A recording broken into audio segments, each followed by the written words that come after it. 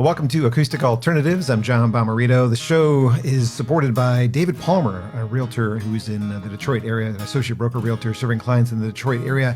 And you can find more about David at dcpalmer.com. And we're going to talk more about David in the middle of the show, but I am so grateful that he lets me do this, because without him, I can't have all the nice video that Max is doing for us.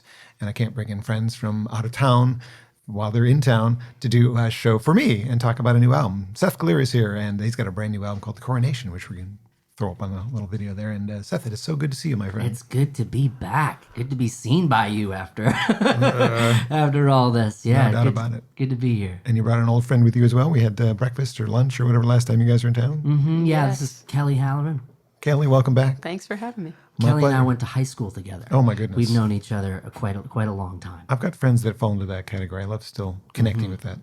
The basic thing about reunions when I talk about them with other people is you stay in touch with the people you want to stay in touch with. True. And there's Kelly. Yeah. Because you wanted to stay in touch with Kelly. Yeah. I don't know. I think we were both stalking each other at different various points in our lives, too. Definitely. Yeah. Well, the new album is fantastic. I am so glad I picked up a copy, and I would love to start before we get deep into conversation with something from the album Yeah, performed here. of course. What would you like to do? This is called The Coronation. All right.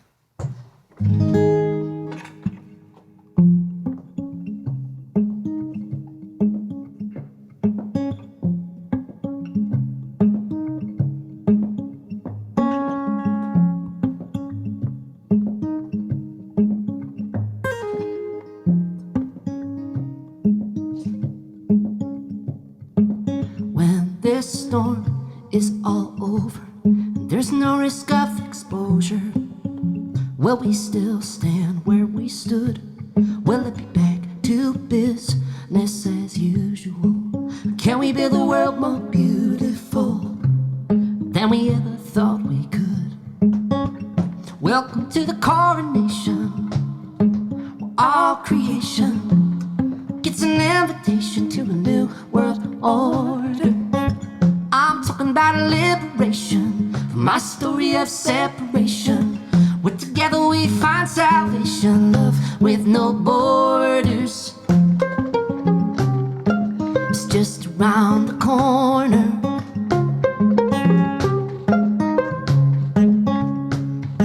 The crown can come from the ashes, even as the lightning flashes. We will use the sparks to see the myth that fuels our compulsion, that keeps us in perpetual motion, stealing our humanity. Welcome to the coronation, where all creation gets an invitation to a new world order. I'm talking about a liberation from my story of separation, where together we find salvation, love with no borders.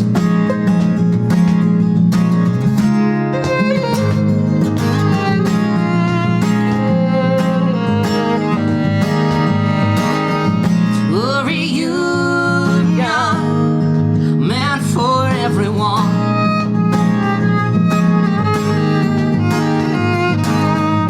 A reunion meant for everyone. Everyone.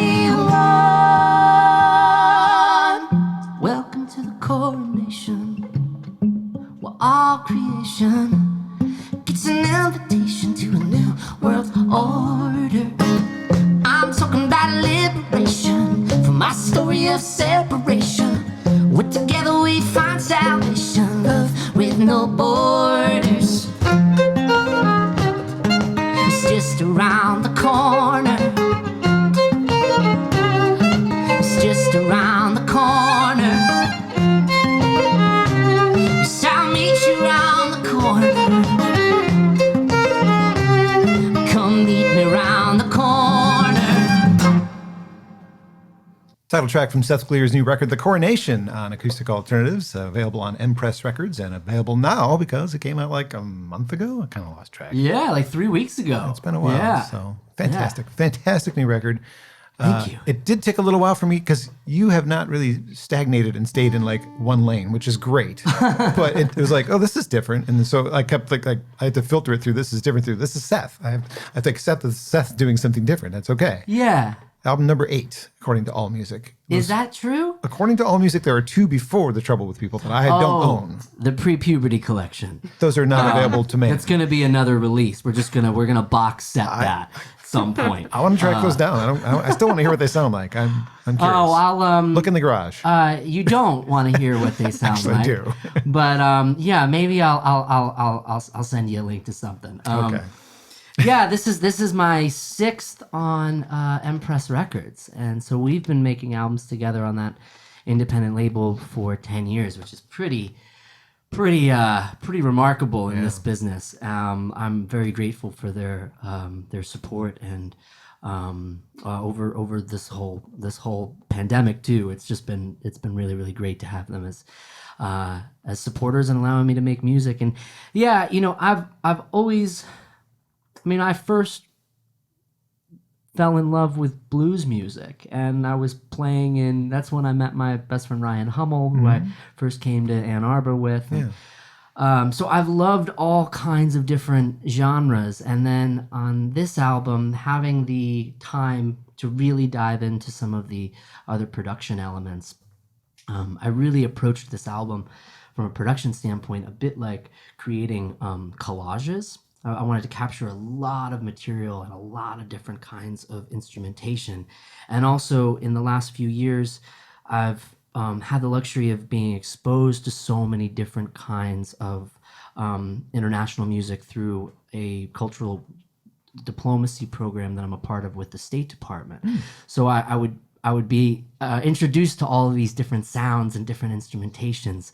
And certainly on the Coronation, we brought in like a viola da gamba and a dan bao from Vietnam, and all these different kinds of instruments. And it added to the general sort of worldly spirit of the whole thing. It's a cool record for sure. Yeah, guest thank you. vocalists and all. There's a lot to talk about. We'll get back to it. I want to back up. You mentioned you've known Kelly since high school. Where did you grow up? Where was home, or maybe it's still home? Yeah, well, Kelly and I both grew up in a small town called Shelburne Falls. The famous for the Bridge of Flowers, the town of about 1,000 people, and maybe it's like 1,300 now.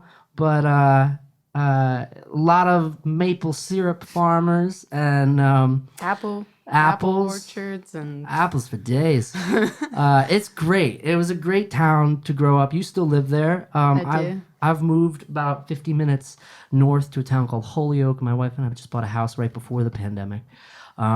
Massachusetts? In Massachusetts, yeah. So Western Massachusetts. And it's great. It was I really associate as a small town kid, and I've certainly benefited from the protection and sort of the insular aspect of growing up in a small town, and yeah. Were you two friends in high school because of music? Were you in like band together? we weren't entirely friends in high. Well, we were not. Friends. I hated him. Actually, he was a jerk. No, I was a jerk. I'm a few years older than Seth, and that can be a lot of space in high school. Yeah. Right. So we actually kind of became friends after we both graduated high school, and I moved to New York City, and we were both doing our individual music stuff, and cross collaborating and seeing each other at different shows and things. Yeah. New York City was really where we became friends. I think it was. High school was there were certain social parameters that didn't. At one point, I played a gig with you when I was like 16 at a coffee shop. Yeah. You were doing like gypsy fiddle stuff. Uh-huh. I remember that being a highlight, and also like one of those experiences where I just got my butt kicked, and I was like, "Oh, I need to learn how to play piano." I have a band to turn I don't you remember into. that. I remember. I'm sure you kicked ass on that gig. Kelly, you need to check out the previous podcast with a local band called the Ragbirds, and go back and explore some of their older material. I feel like Yeah, they're great. Yeah, Yeah, definitely. You know them? Okay. Yeah. Yeah. Well, we shared rosters at Fleming. That's right. And so did a handful of things, but they're great. Cool. So when did music start for you then? If it wasn't in high school, when did it become your main focus in life? Because it is, obviously. Yeah. For me, it was, I think it was September 11th where it was on September 11th, 2001, where I wrote my first song. Really? That was the catalyst that made me at least bring writing, journaling, and music together, and bringing those things together felt really, really natural then.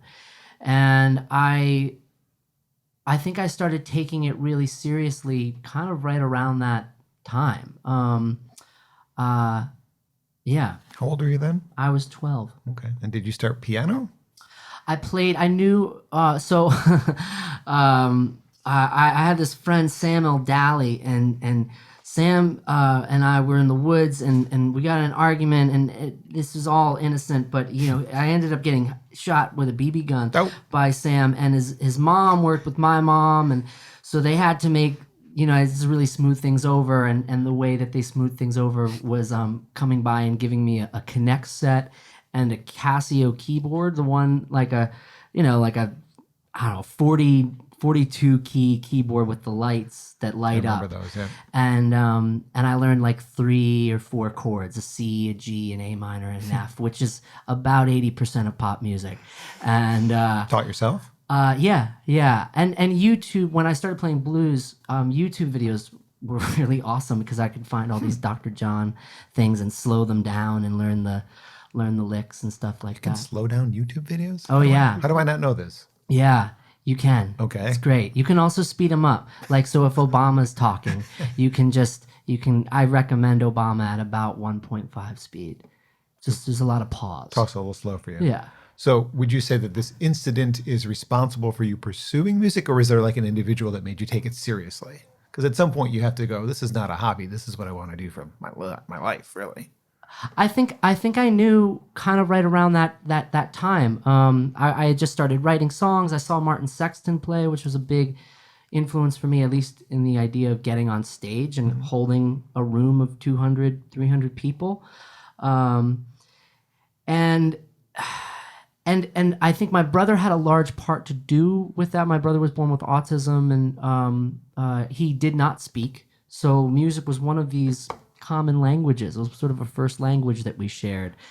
But I think music, and certainly writing songs and playing them in front of people, became an extension of the love and the show of love that I was seeing in my home, and in caring for my brother, and in helping him get showered and dressed, and like everything about what service providing looks like. I started seeing the same thing modeled in folk music and in troubadours and in what songs are for. You jumped ahead a little bit, but that's okay, because it's a good segue into a song that I know that you've written. Oh, sure, Inspired by Jamie, your nonverbal autistic brother. And by the way, my condolences. I know he's no longer with us. And yeah, he is. Well, but he's certainly not on this in this plane. He's in the Birds in the last album, right? Yeah. Well, I think that was also a real gift, and the fact that our relationship never was confined to an oral language. The transition of a dialogue with him into whatever happens after this was like so. It felt like it took a bit to turn the page, but it was really as simple as just kind of turning the page. Yeah. It's a beautiful song. It's an older one called Love is a Language. Yeah. Seth Glier on Acoustic Alternatives.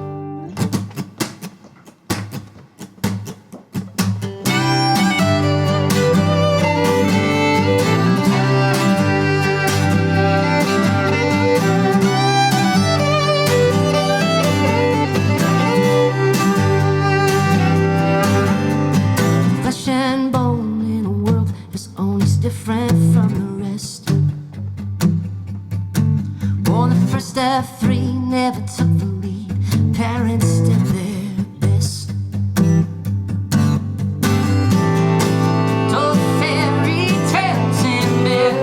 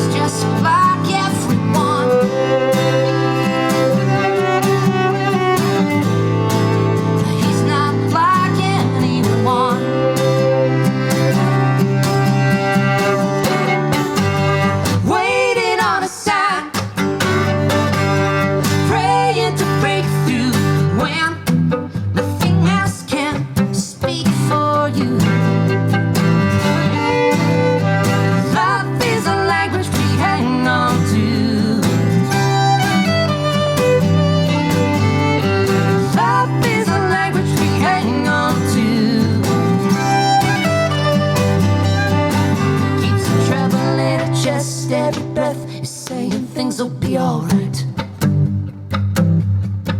Two strangers in a house, he's a slipper on the couch every night.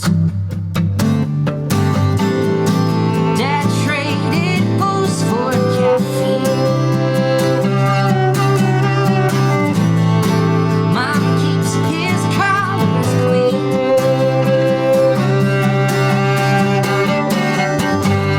Waiting on a sign, praying to break through when nothing else can speak for you. Love is a language we hang on to. Love is a language we hang on to.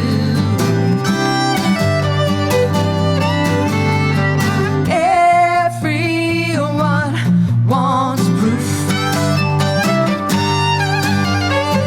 No one wants the truth.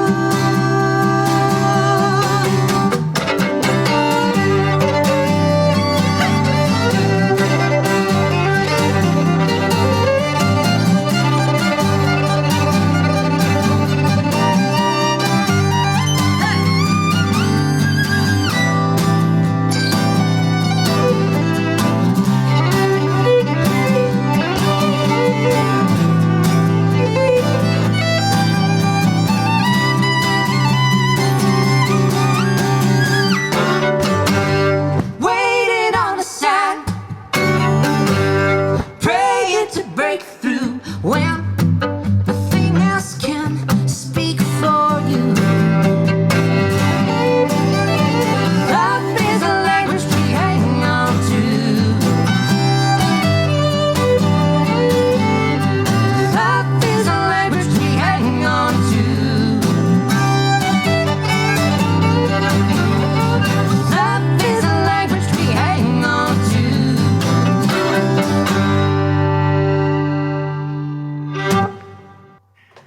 Do you know how hard it is to not sing along to a song you love? You're welcome to it. No, I'm not. I didn't want to ruin anything. Hey, you have all the mute buttons on your side of the table. You're right. I do. I just didn't want anybody to hear me singing because it's not good. It's not as good as you for sure. That is amazing. I love that song, and I've heard it done in a lot of different ways. But in my head, I still hear harmonica with Joe. Right. The violin, so good. What a great solo. We just we just gathered with Joe a couple weeks ago, and they had to sort of like mash up their arrangements. It was so fun. We made this thing for our Patreon community, and it was awesome to play that with Joe and Kelly. It was so fun. That's nice. Well, that's something to look forward to, the Patreon page. We'll get back to that, but I have to remember that this isn't possible, and I hate to interrupt our flow.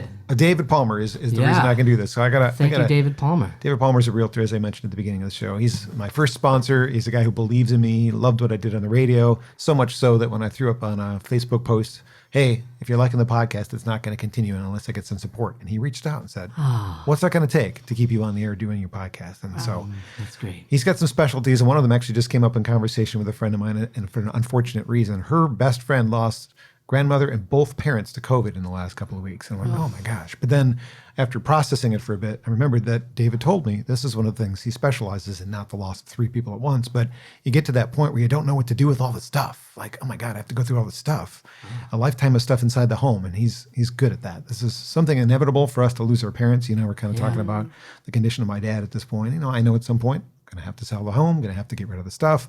David Palmer's really, this is something he's really good at. So if you're in the Ann Arbor, Ypsi area, this is an area that he knows very well. He's your solution. He'll walk you through the steps. Maybe you're a first-time home buyer. That's something he's really good at. Maybe you had a bad experience as a first-time home buyer. He's going to pick up the pieces and make it a better experience for you. He cares about having a positive social impact. He's just a great human being all the way around. I want you to check out his website, DC, as in David, I don't know his middle name. We'll call it Chuck. It's not. Palmer.com, and see how he can help you or someone you know buy a home. David Palmer is affiliated with Realty Experts, LLC, 1420 Washington, number 301. That's in Detroit at 48226. That phone number is 313-759-9558. And if you're watching this podcast on YouTube or Facebook, we're going to have some links below there for you. You can click on those as well. So back to Seth Glier and kind of talking about your life and how your brother influenced that song, obviously. Has he been an influence on your lyrics all along? you were communicating with them in a nonverbal way, but now you're Yeah. having to tell stories in your songs. And Right. maybe it helped. I think he was certainly a big one, and certainly one that, showed me, we would have a sort of a whole world in the morning. There would be a whole experience in the 50 minutes that it would take to get him up and get him ready for his day before I would go to school. So that really flipped my lid upside down in the way of understanding that there's a lot of different realities going on. But from there, some of my real mentors were a lot of the folks that took me to come through Ann Arbor and play at the Arc for the first time. Folks like Livingston Taylor. In my notes. Ellis Paul has remained to be was a huge influence early on and has become sort of one of my best friends. And Saw you as a guest on one of his shows on his Patreon page. yeah, we write together once a month or so, and we've written some songs on each other's albums, and folks like Livingston really instilled this sense of the Great American Songbook, and Harold Arlen and Hoagie Carmichael and Berlin and Jerome Kern, and really knowing those songs, studying those lyrics, like "I'll be friends with the sparrow and the boy who shoots the arrow if I only had a heart," and just this masterful. And where Ellis really exposed me to the world of Woody Guthrie, Right. and Towns, and these troubadours that were putting sort of social political statements inside their songs, not in a preachy way, but doing it by implanting some of these things in the lives of the characters that they were writing about. And I think that diving into that music, learning how to love that music, really instilled the sense of how we tell a story has the power to change a story. Yeah. And that has definitely reverberated through my walls for the last 10 years. Was Livingston one of your instructors when you were at Berkeley that year? Yeah, we met at Berkeley. I dropped out after a year, and his class is only juniors and seniors. So it was actually a lawyer that I had who set up a lunch for Liv and I. My attorney was actually Cass Elliott's sister, Leah Kunkel, who sang backgrounds on Handyman and for James, and had her own record and has an amazing voice. But so through her, I had lunch at the Berkeley Caf with Liv, and I was like, I think I'm dropping out of college, and he's like, you should do that and come on the road with me. And that's nice. That's kind of what happened.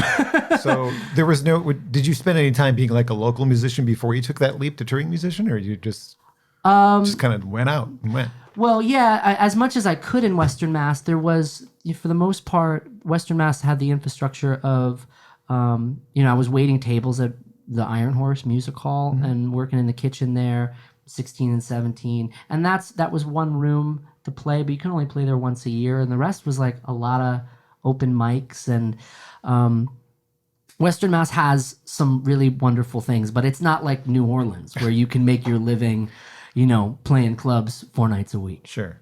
Yeah. Was there touring, you have to kind of decide piano versus guitar. You play both. Yeah. Clearly, because you're playing guitar today, and piano was the first instrument I think I remember you playing on tour. Oh, interesting. Yeah, piano is always my predominant instrument and the one, my first love for sure. I want to think about the gateway song, as I mentioned, "Gotta Get Away," the song that turned me into a fan. It's a piano song. It starts out with the pa-dum. And so in my head, you're always a pianist first, no matter what it was to you. I play guitar because of something Ellis Paul said to me on tour. Pianos are heavy. Yeah, he's like, here's a chiropractor. No, learn from Ben Folds. He knows. No, it was interesting. I was always a really good piano player. I worked on that, but for a singer songwriter, in college I was playing. What I would do for money is I would play on other people's records. So I played on Richard Chindel's records and Antje Duvakot records and other things like that. So I was always competent. It wasn't just 4 chords for me. And what Ellis said to me one night was that the piano playing is blinding some of the songwriting. Like that you are a good songwriter, but perhaps people might not hear that through the initial impact of, wow, he's a good piano player. And so I picked up guitar in part because I didn't really know how to do it. And I think the first song I wrote on guitar was a song called "Plastic Soldiers" with Ellis, and it just changed the lane a little bit because I am not virtuosic on this instrument at all, but it informs a different part of me. Yeah. So you don't really have a preference necessarily. Well, I guess when it comes to songwriting, maybe it's easier to write on guitar. Well, it's certainly more portable. They're very different. Like, for instance, even on that last song, "Love is a Language," I wrote, it's a very rhythmic song. So I had that on guitar, and I had the chorus. But when it came to a bridge, I actually wasn't finding it on this instrument. I didn't really know where to go. And then when I transposed this down to a piano part and figured out what I was doing, I was able to find a chord that I wouldn't have found on the instrument. I would find different different like footpaths. It's like if you're hiking a mountain, there's a lot of ways to get to the top of it. I saw a quote on your website that I don't remember seeing before, and it really stood out to me because I agree, but it's a good thing, and you obviously thought so too. The music of Seth Glier veers towards being undefinable. Paste Magazine, indefinable, not undefinable. Oh, great. That about sums it up, because there are artists that you hear and you go, like, I love David Wilcox, but if I want to turn him on to somebody, I go, well, if you like James Taylor, you probably like David Wilcox. Uh-huh. I can't do that with you. I don't have like a point of comparison. Seth Glier is Seth Glier. He's unique. I don't think that quote sums it up. He's indefinable. Well, that's a good thing, unless you're trying to be insulting, and I hope you weren't, because I don't know. You could take it as insulting. I don't. Yeah, I try not to take anything as insulting, but I'm sure that cuts both ways. I'm sure I've had conversations with my record label about that. What box do we put? Yeah, in? Couldn't you just pick a lane by now? No. I don't know. I think that's one of the great things about this. I'm 32, so I don't. I'm at the point where I'm certainly not going to be a pop star, and past that, and when I'm looking at this next generation of songwriters that are coming up, one of the things that excites me the most about it is how genre is just evaporated. It's just gone. You're right. It didn't matter before. It was a thing that was created ultimately for capitalistic purposes. And it's one of the things that I'm really excited about. The flip side is I also find that a lot of music sounds the same now. That's another good point. So I do think that there's a way, but I like a great example is I'm a big fan of John Baptiste, and that's someone who dances between genres all the time, and it is completely irrelevant to his success, and certainly to the experience of his musicianship. Well, you surrounded yourself with great musicians, Kelly included. Tours with Ryan Hummel, we mentioned, tours with Joe Nerney. Do you have any highlights of these tours that you can think of as far as you've done solo tours too? I've seen you do the solo thing. Think of a tour highlight that might include, I don't know, either or all three. Oh, Kelly, do you have some? You might. Such a good question. Yeah, it's a great question.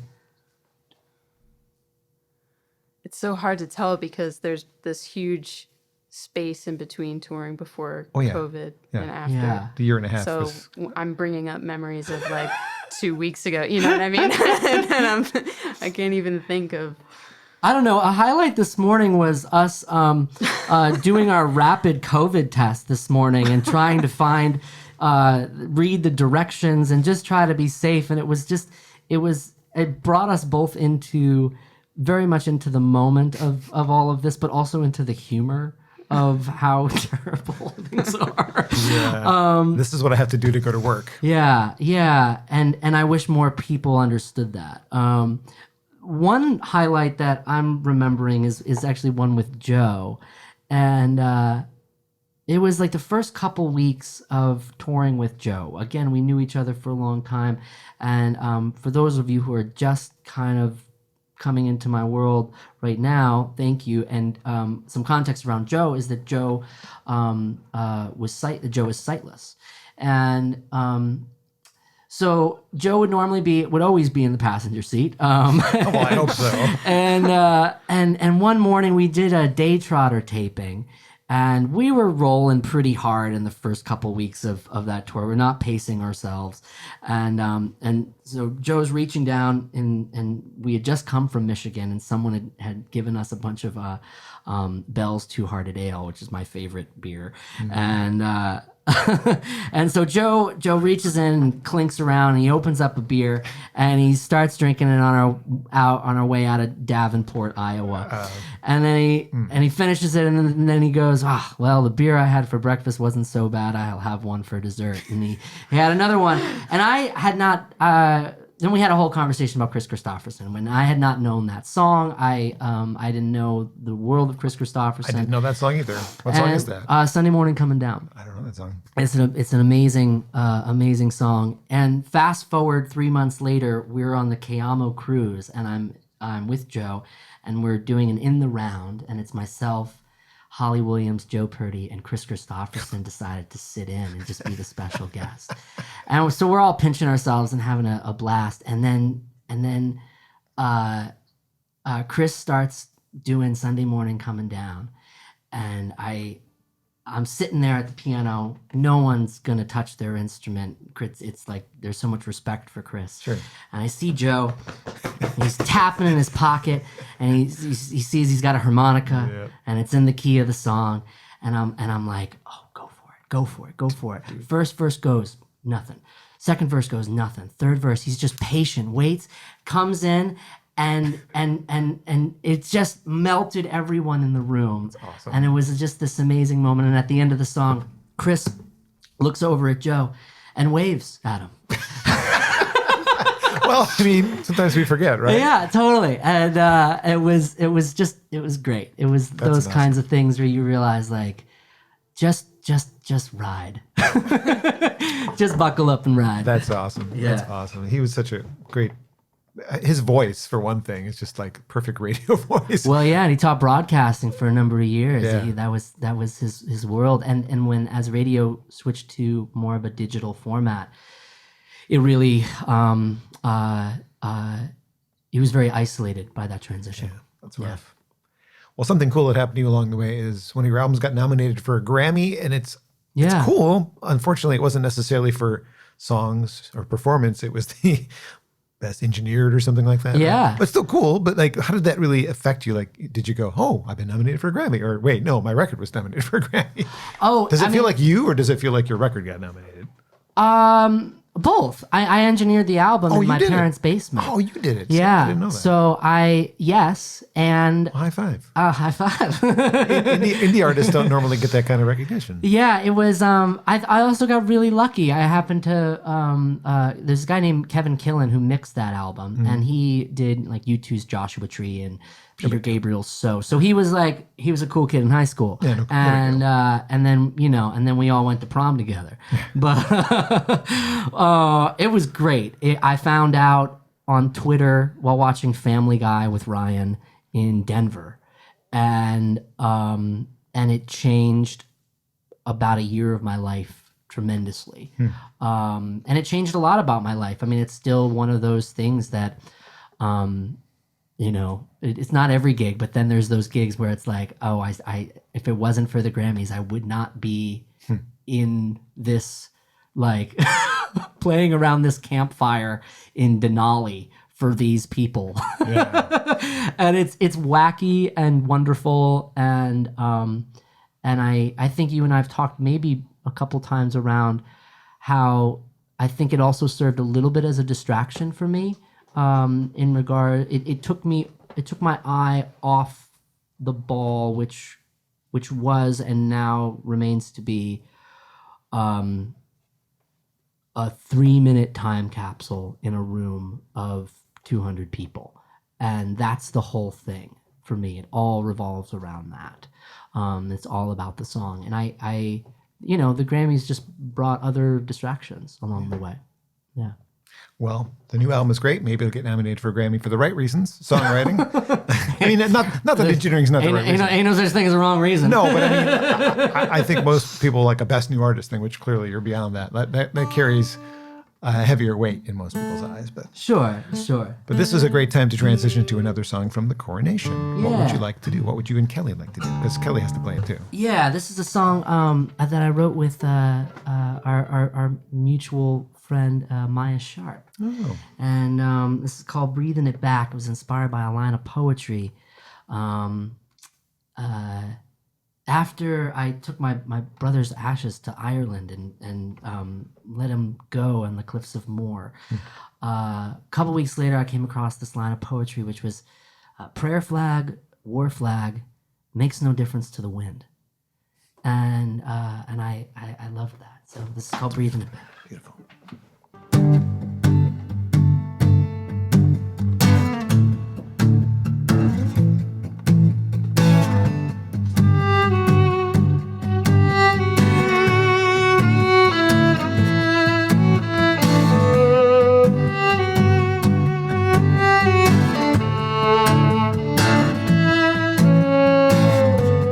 Where am I going?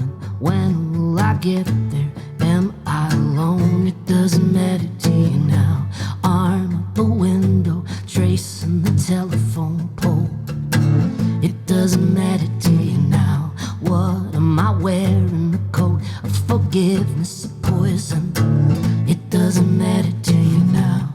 I'm not okay, but I'm about to be. My faith and love knocked out of me. Breathing it back in. Breathing it back in.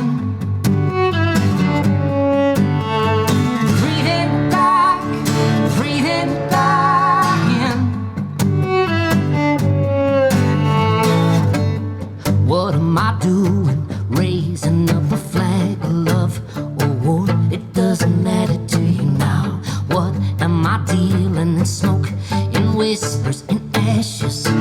It doesn't matter to you now. The better, the worse, the blessing, the curse, everything I put out. Breathing it back in. Breathing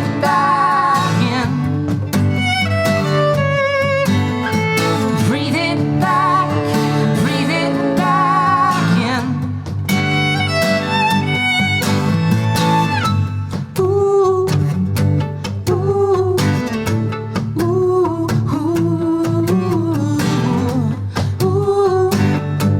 ooh, ooh.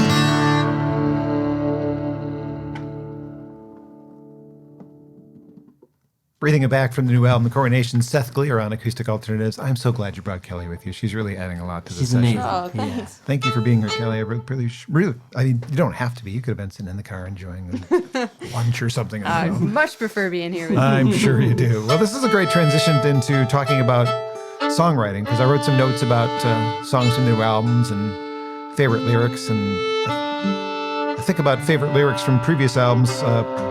You threw Plastic Soldiers out there. That's definitely one. Man, I Used to Be, Walk Katie Home, Gotta Get Away, all ones that really reached me lyrically. If I could change one thing, Standing Still. Changed my, I mean, I already liked you, but that changed my opinion of you, and it changed me. Oh, Because it made me want to be more like you in that regard. The Standing Still song just hit me in a way that I couldn't, he's damn right. Stop just talking about doing stuff. Actually do stuff. If you're going to do it, walk the walk, right?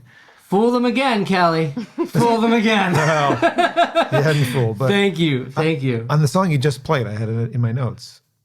It's kind of like the antithesis of a song. We've all been through some difficult things in the last year and a half, 2 years. The Louis Capaldi lyric from one of his songs was, "Time heals, but this won't." Oh yeah. And you've given me the opposite lyric in this song. Yeah. I'm okay, but I'm not okay, but I'm about to be. Yeah. Yeah. And Yeah. I heard that and I'm like, oh God, Yeah. I hope so.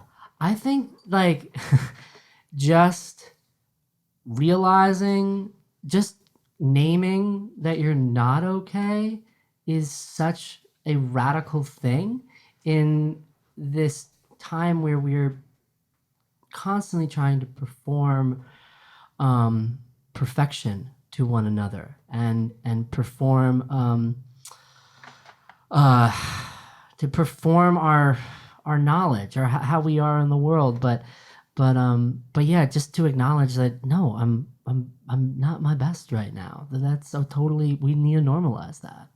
I'm not. I haven't been. Yeah. I don't know how you've been, but it's been a rough ride. Yeah. So your song helps. Thank you. Well, thank you.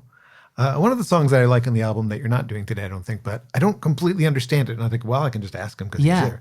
It's The Gift. If you're going to betray me, don't tell me it's a gift. Please Yeah. explain why I don't understand that. What am I missing? If you're going to betray me, don't tell me. So yeah, let me back up and kind of go into it. The first lyric, somebody taught it to you, you learned it from them. To me, this song was inspired by a relationship that I had with a family member, where the tactic of communication that was being utilized was gaslighting. And I think that oftentimes when you are dealing with abuse, the perpetrator can say things like, "Look what you made me do," or "I wouldn't have to be like this if it wasn't for your needs." Those kinds of that kind of dichotomy of language, and so that song was much more about reclaiming a narrative and reclaiming a sort of power in a way. It's a tough song. Yeah. Thanks for explaining a little bit better, and I hope that wasn't difficult for you to do. A little. Oh no, of course. I mean, this is what we do, and the bridge there too is like, I know hurt people, which, I think it's also this recognition that this kind of leads into this next song. A real hero of mine and someone whose values kind of elbowed their way into this album was Malala Yousafzai, and one of the things I do to just kind of pass my time in the evenings is I get lost in the deep, dark hole of YouTube suggested videos. Easy to do. Yeah, and I came across this interview of Malala Yousafzai being interviewed shortly after accepting her Nobel Peace Prize, and she was asked, "What would you say to the two members of the Taliban who had tried to kill you if you were ever reunited with them?" And she paused, and her answer was that she would thank them, because if it wasn't for them, she wouldn't have the platform that she does to talk about all the wonderful things she talks about. And I thought that, so she wasn't excusing their behavior, but I think what she was doing was offering an exquisite example of what blaming responsibly looks like. Yeah. If you're going to blame someone for all the crap in your life, you also have to give them credit for all the inevitable flowers that are going to grow from that place. So a lot of that came into the gift. The gift might have been the first version of that, and then I also wrote a song inspired by Malala's quote, "If it wasn't for you." Yeah. We'll get to that one. I'm not done asking All right, questions. no, but I want to hear that I'm one. not going to jump into it. What level of rage were you at when you wrote Another Day in America? Because that's sort of another, like, it's softly written, but it's still like, damn it, I'm angry. Oh man, yeah, that's a song that I have yet to figure out how to really do live, because I kind of the cynical part of me, says to the sound guy, "Lock the doors." Don't let anyone leave. It's going to make them upset. No, Yeah. you're just telling the truth. That song was also, I gotta give some credit to really a perspective change on that one. We went to Canada for a few days to play the Stan Rogers Folk Festival. And I was in Canada and I was talking to a person who was American, and her daughter wanted light up shoes for the start of school. And that was all she was talking about. So of course the mother got light up shoes and was waiting. They were under her bed and they were waiting to give them to her daughter until a couple weeks before school started. And a couple weeks before school started, her daughter changed the tone a little bit. Said, "Actually, I don't want light up shoes at all." And the mother was like, "What? Why?" And the daughter said, "Well, I'm afraid that if there's a shooter, they'll see me running down the hallway." And I just sat with her there and had to deal with what that. I mean, I was really grieving that. We were both grieving that because there was just such a loss of innocence. And I remember running down the hill and seeing Kelly and our bassist Rachel and just sharing that story. So I held that story in me for about 6 months to 8 months or so, trying to find different angles. I was also at the time working with Peter Yarrow, writing songs with the students in Parkland, Florida. And it was sort of part of this program where they send songwriters down there to process, and they made a record, and they were looking for anthems for their march. It was an amazing time. And then I wrote this song in Nashville with my friend John Vesner, and Kathy Mattea, John's partner, was sort of in and out of the room and would be like, "You guys sound too liberal." she was a great editor of like, "Don't say that." It was hard. It was a very hard song to get right because I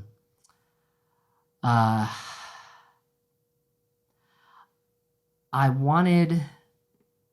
It's one of those subjects where people can get really tribal really quickly on, and I wanted to keep it in the sense of to bring everyone back into that place of what innocence feels like as a child, and we've all lost some, and we all lose so much each day. Yeah. He wrote one of the greatest love songs of all time. Where Have you been? Oh, Yeah. my God. Yeah. God. True story about his parents. I just learned that today while interviewing Larry Gross, because Kathy's taking over Larry's position at MindState. And he Right. just told me that that's about her. Yeah. in-laws. Like, I did her not know parents. that. Yeah. Another song on the record, Till Further Notice, really encapsulates the period we're in right now. And I think as we look back on this decades from now, that's going to be something people are going to turn to music to kind of remember what we were going through. Yeah. And I think that's one people will go back to, and it'll help them. We were just talking at breakfast about that. I was like, "Should I play that song tonight?" And we were like, I don't know if people want that right now. I think you were right that people will turn back to it. Yeah. But I don't think people want to. We're living it right now. We're living it. Yeah. It's too soon. It's like the ads on the radio here during these difficult times. Shut up. I know. Yeah, I'm fully aware it's a difficult time. Like, I hope this finds you well. Yeah. No, I'm not. It doesn't. It doesn't. Something you did on this record that you've never done before is include another voice and starting out a song. That's an unusual move. Poison in the Roots. Tell me about that. There wasn't a whole lot of premeditated thought in it. I wrote the song with my friend Steve Seskin. It was inspired in part by the death of George Floyd, and also I had a lot of regret. I did a gig last summer in the height of COVID. I flew out to Montana to play what was the only gig that wasn't going to get canceled last year.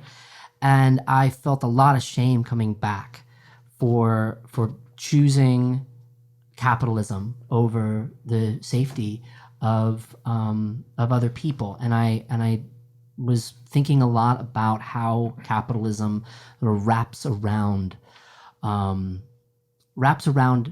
racism, and they are linked at the root.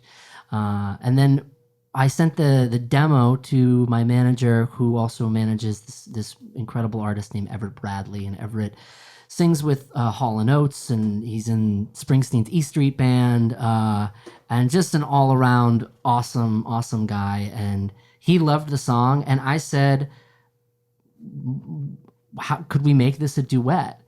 And like, just have with it. I sent him some tracks, and he took the first verse.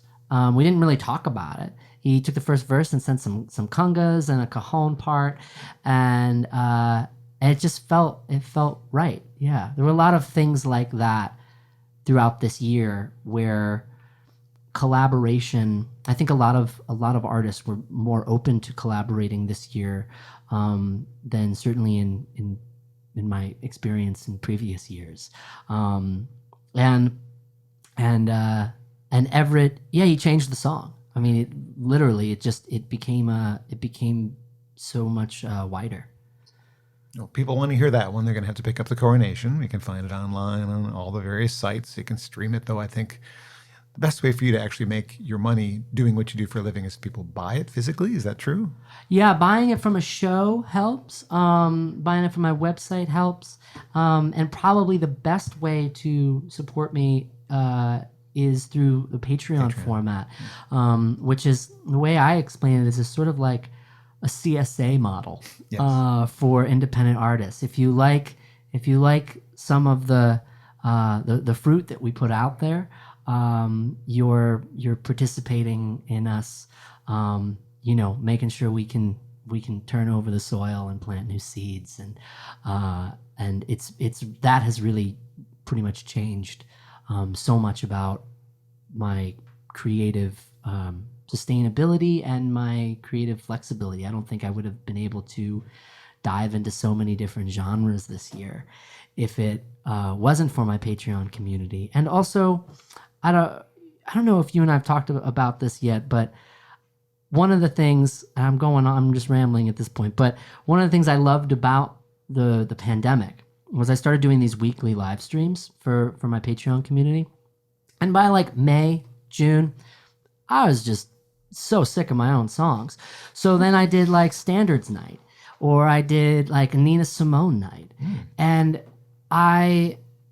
there was growth in exploring those sort of thematic nights that touring would never have allowed to happen. Like, I couldn't just show up at the Arc and say like, we're gonna do the like Rat Pack stuff tonight, guys. Strap in. I'd be there for that. And but it was really that, something like that. I'm constantly trying to figure out how to implement more of that stuff into my life, and Patreon is one of the ways that I do that. Well, let's encourage people to look that up.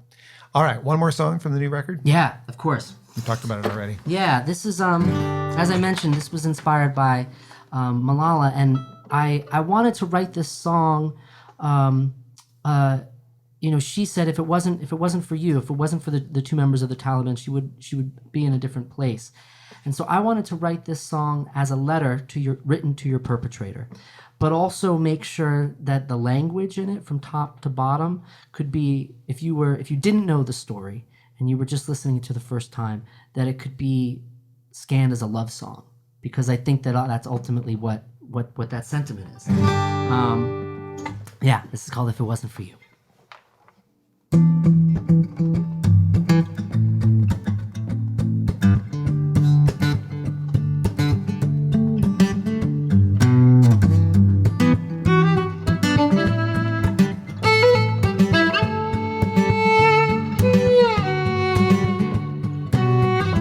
If it wasn't for you, I'd be someone else, a different version of myself. Before I even knew, the door that you blew open changed forever in a moment. If it wasn't for you, can't imagine who I'd be. You're such a part of me, a part of me. You were the proof, the truth I needed to believe. I don't know what I'd do if it wasn't for you.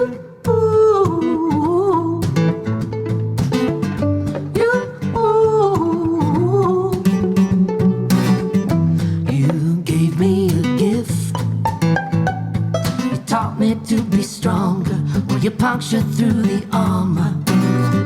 Water under the bridge. The things that I got over, standing on your shoulder. If it wasn't for you, I can't imagine who I'd be. You're such a part of me, a part of me. You were the proof, the truth I needed to believe. I don't know what I'd do if it wasn't for you.